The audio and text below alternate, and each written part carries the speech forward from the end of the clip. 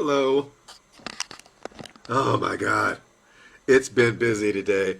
I don't know how long this is going to be. I'm talking about doing no more than 5 to 7 minutes on these so that I can actually fit them into my schedule. I was following the 6-step life writing process, but today what I had to do was to spend a couple of hours doing a podcast for the Daily Show. And then after that, I had a chance to get together with a very, very good friend, wonderful friend, Brian Fuller, who is reading a script of mine and giving feedback. It's necessary. Just work, work, work, work, work. And all this is trying to get ready for the Life Writing podcast that we're going to do tomorrow. It's going to drop on Sunday. And if you go to www.lifewritingpodcast.com, you'll be able to get notifications and so forth and find out how to get that. So what's important is that you get clear enough on what your result is that you can then work backwards from that to what steps do I need to achieve that result. But before you go there, you really need to have the why. Why do I want to do this? So if I'm looking at all these things, why do I want the podcast? Well, I want to be able to teach, and I want to be able to use it for marketing, just being honest. And why did I do the podcast for the Daily Show today? Well, first of all, they were asking about a subject that I care about, black horror and the history of horror and so forth, as it relates to the diaspora. But also because if I do that properly, their podcast has 100,000 downloads, at the least. So that means that by promoting my podcast on their podcast, some of those people are going to come over to mine. So my idea is I want 20,000 downloads. If I can get 20,000 downloads, I can accomplish what it is that I'm looking for career-wise in terms of the business, which is to make enough money off of the business to replace my Hollywood and book writing income so that I can write nothing but for fun.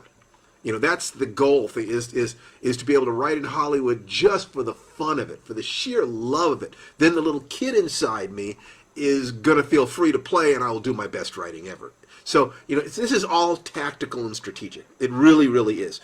It's helping people. It's helping myself. It's having fun. It's playing. It's building a business that friends can work in and my son will be able to work in. These are all things that I care about. They're all important to me. So, today, got that out of the way. We're 2 minutes and 45 seconds in. And by the way, hi everybody! It's so glad to see you. I'm glad that we're able to connect with each other more. If you have any questions that you'd like me to answer by the end of this, please post them, and I will try to get to those. So we've gone over we're going over the 6 steps for writing, and the first step is to write at least a sentence a day. Step 2 is to write 1 to 4 short stories a month. Step 3 is to polish and submit them, and step 4 is to don't rewrite except to editorial request. In other words, once you send a story out, go on to the next story. Don't keep rewriting that story endlessly.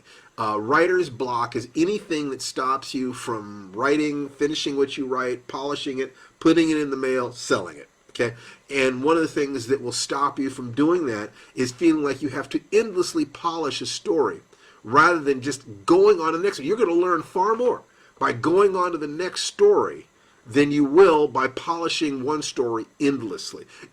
Stories will never be perfect. No matter how long you work with them, you're always going to see something else that could be done differently. That's just the nature of consciousness. It's not a problem. It's not a flaw in your work. It's not a flaw in your mind or your emotions. The only problem is nobody ever told you that. So let's piggyback this on another discussion, which is, the voices in your head.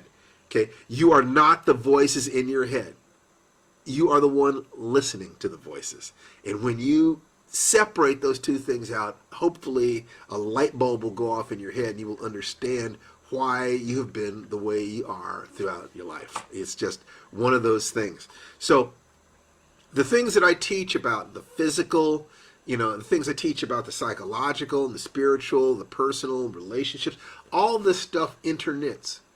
It's all interconnected, which is one of the reasons why I don't reject artists who insult me, who can have attitudes, political attitudes I don't disagree, I don't approve of. because I see that all human beings are flawed. And sometimes my disagreements with them are not flaws, they're differences of opinion. And I'm fascinated by what process people go through to create. I'm fascinated by it. How do they do what they do?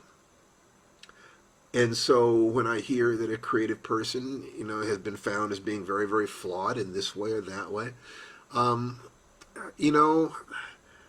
it doesn't change what I thought about their work up until that point. I actually go in and I ask myself the question, if we now know this about them, did it show in their work? Was there something in their work that I could have seen? How did it come out?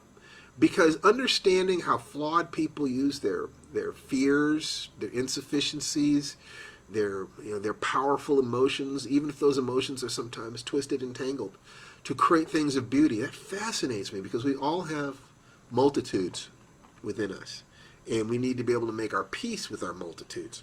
These people are people who could not make their peace with their internal world in a healthy way. I give thanks that I have been, but it was not preordained.